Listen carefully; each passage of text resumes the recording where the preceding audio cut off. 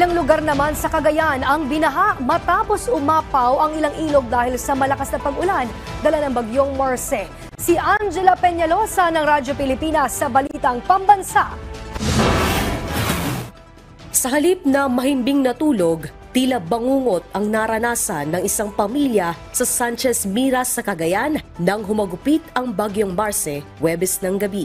Napaiyak na lamang ang isang babae matapos liparin ng malakas na hangin ang kanilang bubong dulot ng epekto ng bagyo. Makikita sa video na pilit pang itinali ng lalaki ang yero, subalit wala nang nagawa ang lalaki nang tuluyan ng tinangay ng malakas na hangin ang kanilang bubong.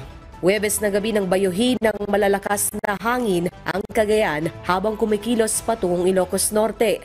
Dahil sa walang tigil na pagbuhos ng ulan kagabi, ilang tulay ang hindi madaanan matapos umapaw ang ilog gaya na lamang sa San Isidro Bridge.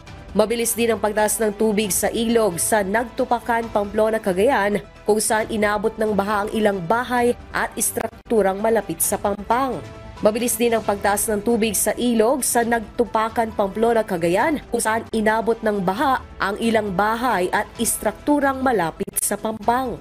Nagmistulang ilog ang pangunahing kalsada sa Barangay Kulyit, Gataran matapos sumapaw ang ilog sa lugar. Sagabal naman sa kalsada ang mga puno at bato na bumagsak dahil sa malakas na bugso ng hangin na dala ng bagyo. Wala namang lindol, subalit tila niyanig ang isang department store sa Santa Ana, Cagayan matapos bayuhin ng malakas na hangin ang mga istante na nagbagsakan. Samantala, naging takbuhan naman ng ilang residente mula sa Pamplona, Cagayan ang isang simbahan na pansamantalang tinuluyan dahil sa tindi ng hangin na naranasan sa evacuation center.